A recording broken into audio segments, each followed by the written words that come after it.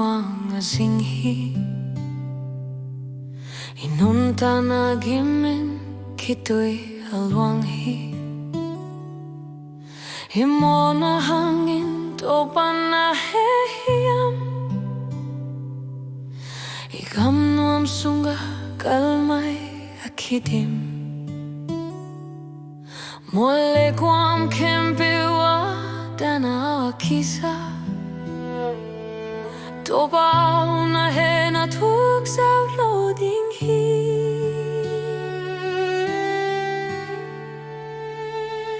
Topa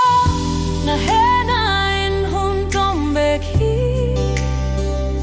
na Hehpihna tawh Zogam hong damsak hong paisan kein ka Topa kamona khempeuh hong maisak na khut siangtho Zogam hong lenin Zomi ten Nangmah ka building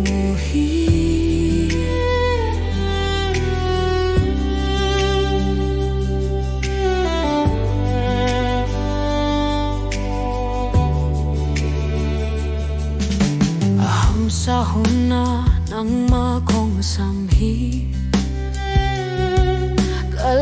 Plea mai thal ka thuakzawh lohi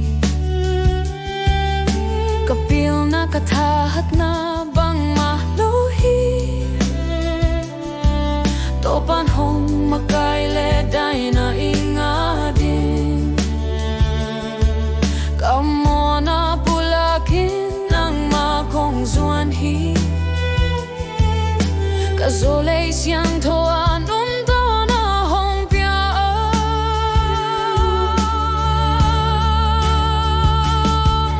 Mual bang kilingit na ikipsak ding Topa ni gam nuam hong kilesak ding ako abag siangtho Zogam akilang ding